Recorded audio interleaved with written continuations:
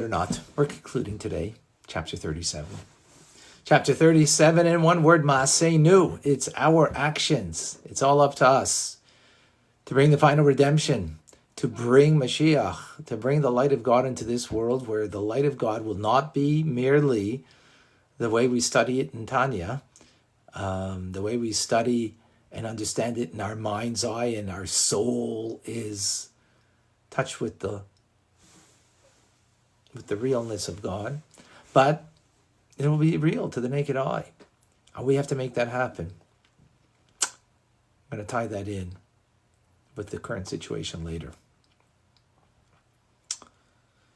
What have we been discussing is the ways and the means that we can do this.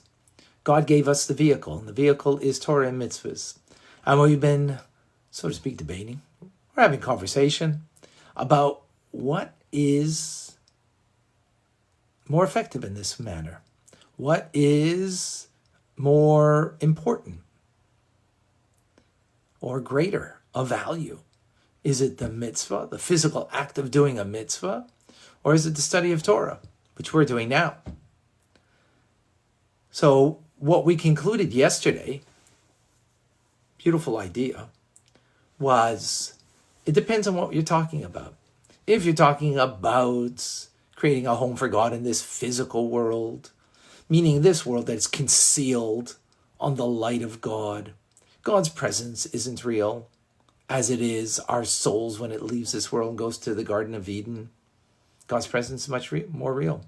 That's why, by the way, every other faith and religion, and even in Judaism, without Tanya, without Hasidic Chabad teachings, you might think, and you could conclude, that what's greater is the world to come, where your soul goes in Gan Eden.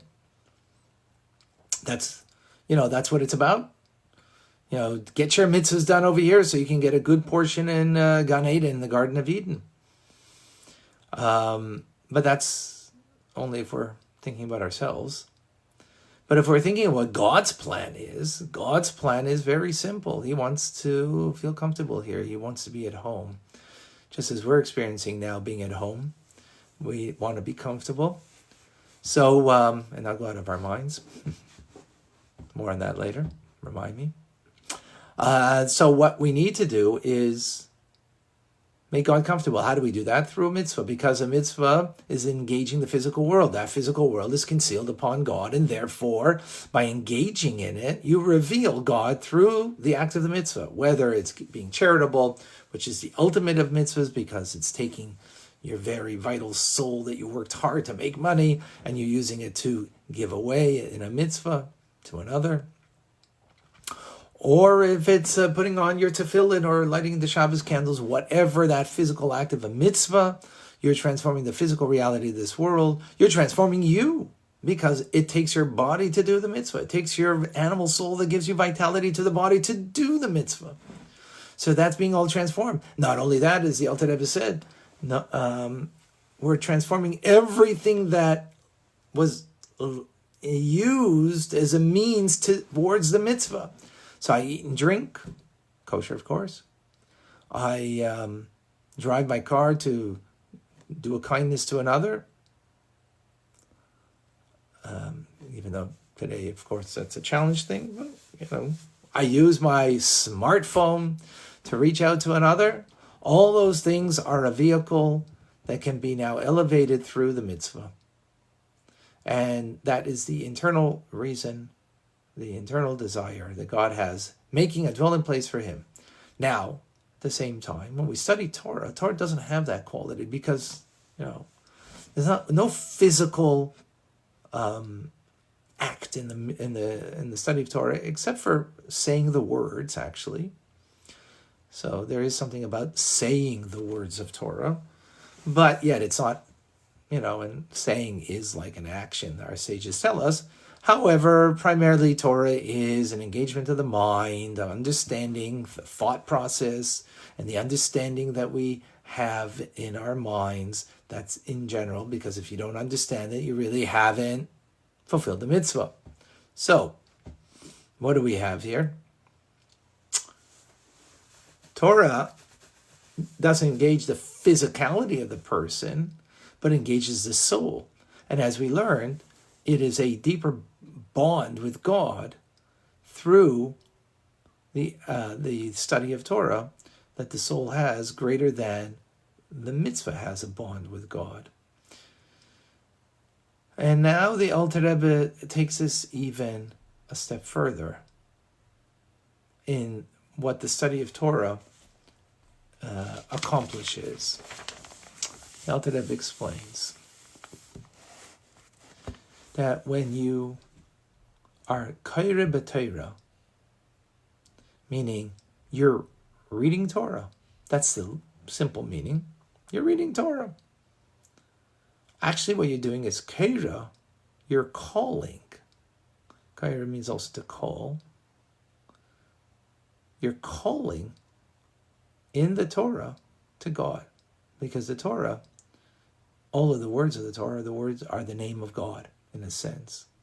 So what you're doing is really calling out to God in His name, to touch Him, the essence of God. So in a sense, just like we're learning now, and at least you see my face, and I'm kind of calling out to you, and there's a face-to-face in a sense, because I see little, faces of you when you say hello and you make a comment or whatever.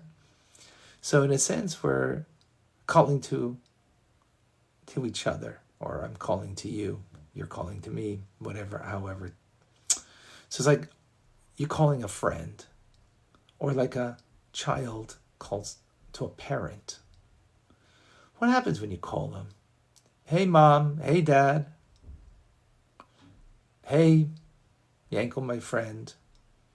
So when you call them and they move towards you, what's moving towards you? They themselves, the essence of them, the very being is moved towards you. So right now we're studying Torah. We're calling to God, as it were.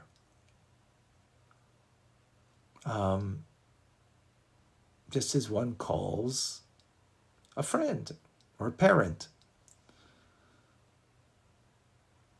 And again, when you call a friend, you're calling like, I'm calling to connect to your intelligence. I'm calling to connect to your fine character. I'm calling to connect to being. And here calling, we have a phone, so we call it calling, but we're calling to connect to the person, to God in this instance, right? Powerful idea. So in our learning, it's a calling to God, that God, I want to connect, and I am indeed connecting, because of course, you can call a friend, you can get a busy signal, you can call a friend and maybe they're not going to answer, What are we doing? Calling to God, for sure He's answering.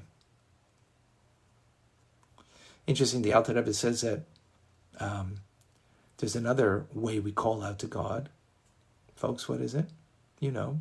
Prayer. But the Alter Rebbe makes a distinction. And that's also calling out to the core and essence of God. But there, in a way, prayer is about changing a reality. As we know right now, people are sick and we want to pray for them, and we do pray for them. But we're praying for something. Now, of course, it's valid. And we need to do that. We need to recognize that God is the source of our healing and the healing of the world, and therefore we call out to Him, absolutely. However, since it's for something, it's not truth. When do you call out on God in truth? When you study Torah. Because then, that's only to call for Him, because you want to be connected to Him, period, through your study. And that's what we say every day in Ashrei prayer. Karav Hashem l'chol kairav, l'chol asher yikru be'emes. Hashem is close to all those that call him. And our sages say, well, who's calling him? We call him through prayer. And he's close to all those that call him in truth. And what's truth? Truth is only Torah. It's the only truth. It's the only absolute truth. So in prayer, you're calling him, right? But in Torah, you're calling him in truth, meaning because it's for no desire except to connect to him. When it comes to prayer, there's a desire to change a reality. Rafe'enu Hashem v'nei rafeh. Heal us and we will be healed, as we say in the Amidah.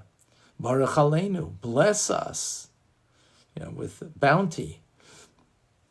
So, in that sense, it's not truth.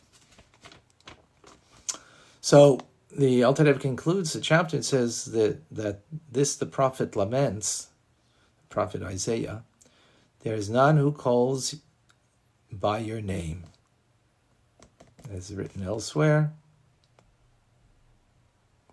Right, so we call you by your name, and we call you because we want